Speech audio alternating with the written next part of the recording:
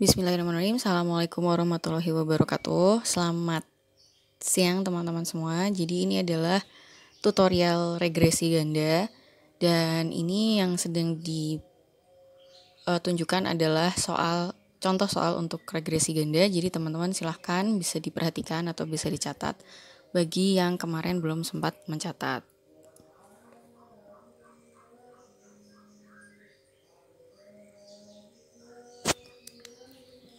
Oke teman-teman, tadi soalnya, nah dari soal tersebut ini langsung jawabannya aja untuk penghitungan sigmanya.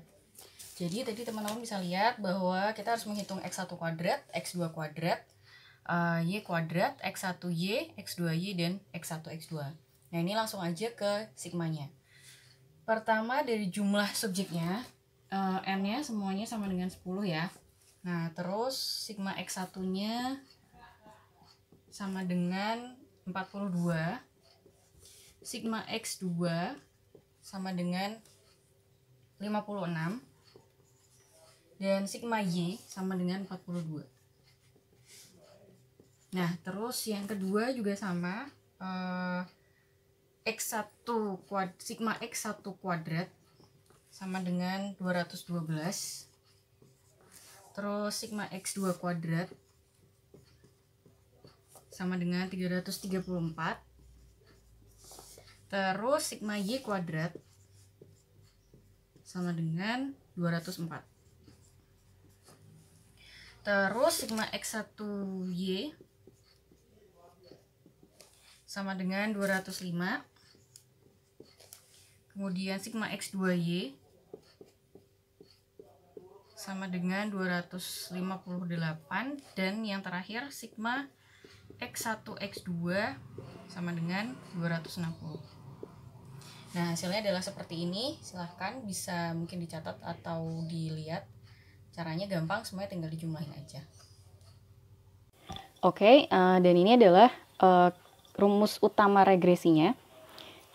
Rumus utama regresi itu adalah R12Y sama dengan akar dari A1 kali sigma x1y ditambah A2 dikali sigma x2y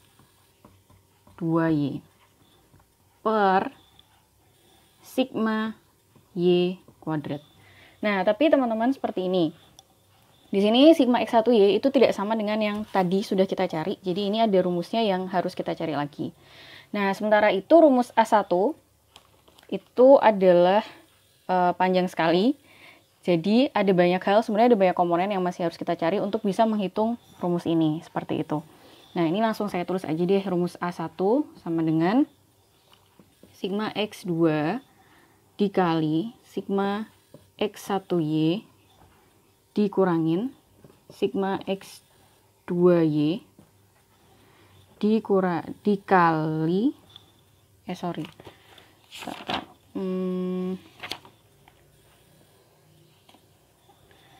dikali sigma x1 x2 per sigma x1 kuadrat dikali sigma x2 kuadrat dikurangin sigma x1 x2 dikuadratin. Seperti ini. Nah, di sini kan kita bisa lihat ya bahwa kita belum punya A1, kita belum punya ini, kita belum punya ini, belum punya ini, belum punya ini. Jadi harus kita cari satu-satu seperti itu. Setelah itu baru dimasukkan ke rumus A1-nya dan kita cari di A2-nya. A2 itu rumusnya adalah sigma x1y dikurangin A1 dikali sigma x1 kuadrat dibagi sigma x1 x2 seperti ini. Nah ini kan belum ketemu banyak ya komponennya teman-teman. X1y belum, x2y belum, y kuadrat belum, x1 x2 juga belum. Jadi nanti kita harus mencari dulu seperti itu. Nah rumusnya seperti apa kita akan lihat selanjutnya. Oke, kita lanjutin lagi. Jadi langkah pertama adalah 1. Kita cari sigma X1Y. Caranya adalah seperti ini rumusnya, sigma X1Y dari yang tadi kita temukan dikurangin sigma X1 dikali sigma Y dibagi N. Ini. Nah, tadi teman-teman bisa lihat di yang sebelumnya sigma X1 itu adalah 42. Jadi di sini kita masuk sigma X1Y itu adalah 205. Ini kan sigma X1Y sama dengan 205. Jadi kita masukin di sini 205 dikurangin langsung aja ya. 42. Terus sigma Y-nya juga tadi 42 dibagi 10. Jawabannya langsung aja sama dengan 28,6. Kayak gini. Seperti itu. Kemudian yang langkah kedua, kita mencari sigma X2Y sama dengan sigma X2Y dikurangin sigma X2 dikali sigma Y per N. Sama aja kayak tadi, sigma X2Y-nya sama dengan di situ adalah 258. Dikurangin sigma X2-nya adalah 56, sigma Y-nya tadi 42, terus N-nya adalah 10. Nah, jawabannya akhirnya adalah 22,8. Seperti ini, teman-teman. Terus yang ketiga, ini saya hapus dulu aja.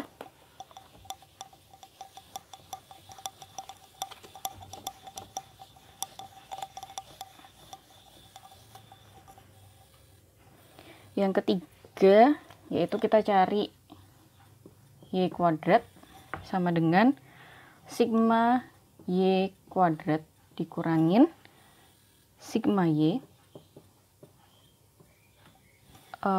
dikuadratin per N.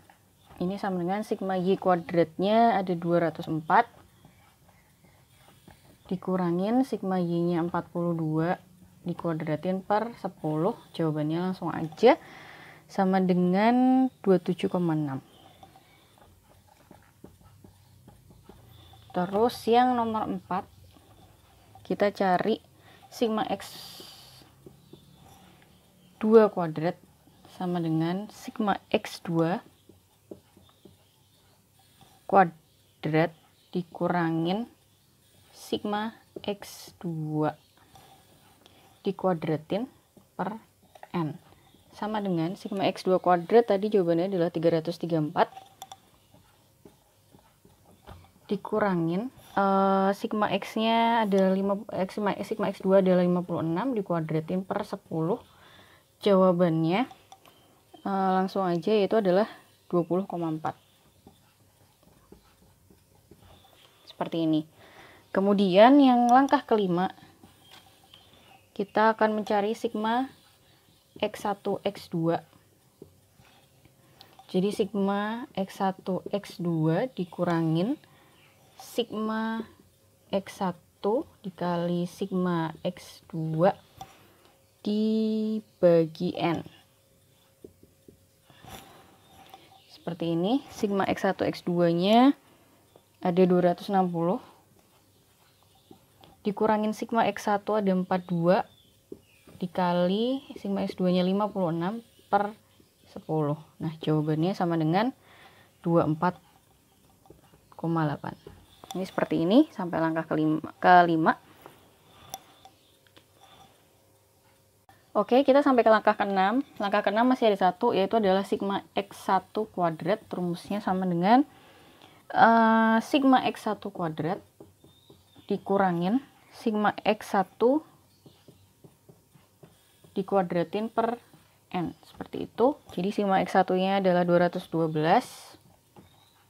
dikurangin sigma X1 tadi ada 42 dikuadratkan per 10. Jawabannya adalah 35,6. Seperti ini. Nah, kita udah dapat 6 komponen tadi. Nah, sekarang langkah ketujuh adalah saatnya kita mencari si A1. Ini saya hapus saja. Nah, kita akan cari A1.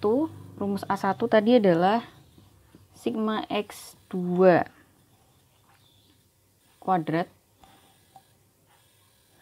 dikali sigma X1Y dikurangin sigma X2Y dikali sigma X1 X2 per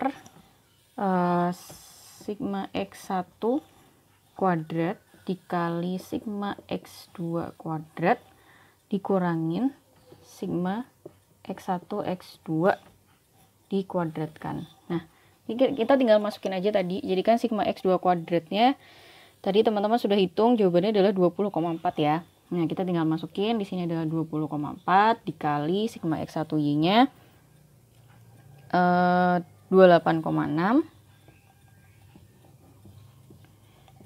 Terus sigma X2Y-nya adalah 22,8 dikali sigma X1 X2-nya sama dengan 24,8.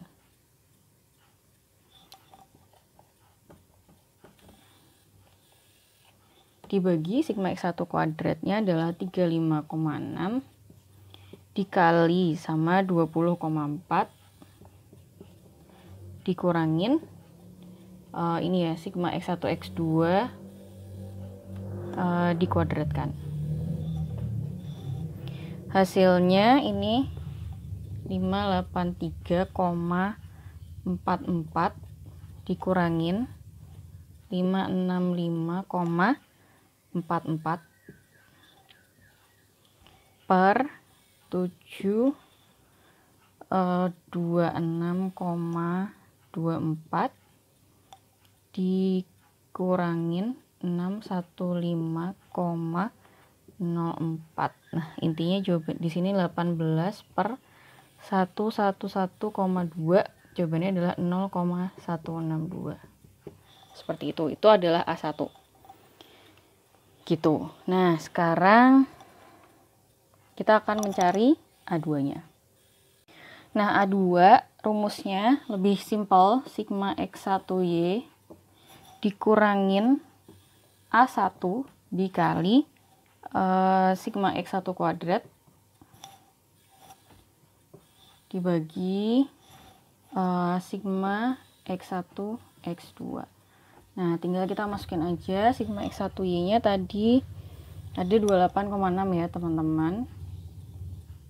Dikurangin A1-nya tadi 0,162 dikali sigma X1 kuadratnya adalah 35,6 yang tadi kita cari dibagi sama sigma X1 X2-nya adalah 24,8. Langsung aja dihitung, jawabannya adalah 0,921. Seperti ini jawabannya adalah untuk A1. Nah, karena kita udah ketemu nih A1 dan A2 dan juga komponen rumus yang di atas ini, jadi kita sudah bisa mencari rumus R12Y-nya. Oke, langsung aja ke rumus R12Y-nya. Di sini kita langsung masukin aja.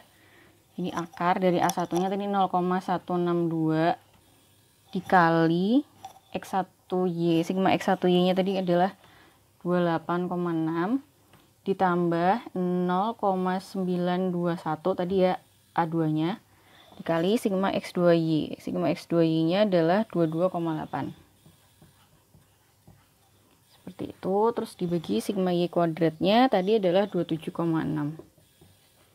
Nah, intinya jawabannya, ini jawaban akhirnya langsung aja ya, akar dari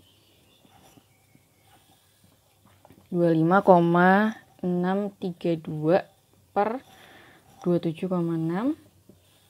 Jawaban akhirnya adalah akar dari 0,928 sama dengan 0,964. Nah, ini adalah R12Y-nya. Nah, setelahnya kita perlu menguji signifikansinya sebenarnya. Jadi kan kita mau ngeliat kan tadi rumusnya, kalau nggak salah jumlah teman dan jumlah duit terhadap kebahagiaan ya. Nah, kita perlu menguji apakah hasil ininya itu signifikan atau enggak. Nah, Caranya agak berbeda dengan yang sebelumnya karena ini pakai rumus khusus, namanya adalah efrek. Nah, efrek ini nggak ada di buku, jadi setelah ini silakan teman-teman perhatikan dengan baik cara mengerjakannya. Oke, teman-teman, ini adalah uji signifikansinya menggunakan efrek atau f-regresi. Di sini teman-teman bisa lihat rumusnya ada R12Y kuadrat dikali N dikurangin M dikurangin 1. Dimana N ini adalah jumlah subjek N ya. Terus M adalah jumlah prediktor, yaitu atau jumlah variabel bebasnya, dimana di sini ada 2. Kenapa? Karena ada X1 dan X2. Gitu. Bisa jadi nanti X-nya ada 3, bisa jadi X-nya cuma 1. Seperti itu. Jadi di sini dalam hal ini ada 2. Nah, jadi tinggal kita masukin aja R12Y-nya tadi dikuadratkan jadi 0,964 kuadrat. Nah, dikali N-nya 10 dikurangin 2 dikurangin 1 gitu. Terus M-nya di sini tetap 2. Terus kurangin 1 dikurangin 0,964 kuadrat sama dengan di sini 0,929 dikali 7. 7 dari 10 kurangi 2 sama dengan 8, kurangi 1 sama dengan 7, seperti itu. Kemudian di sini 2 dikali 1 dikurangin 0,929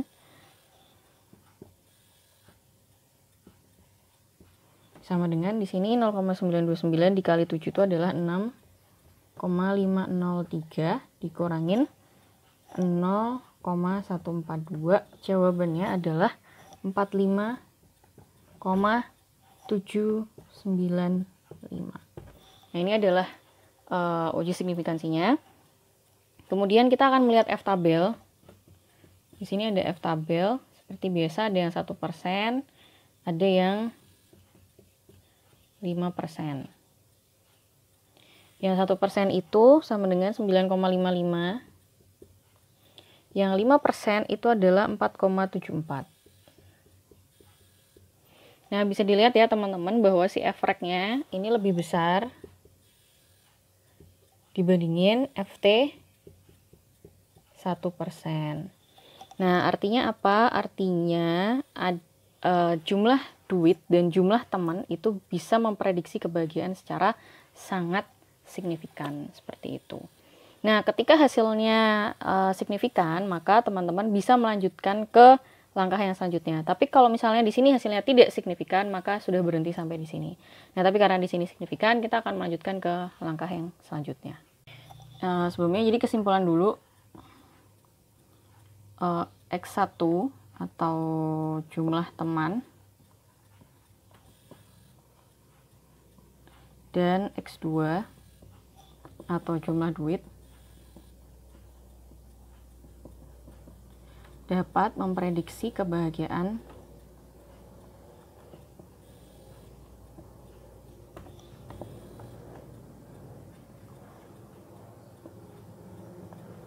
secara sangat signifikan.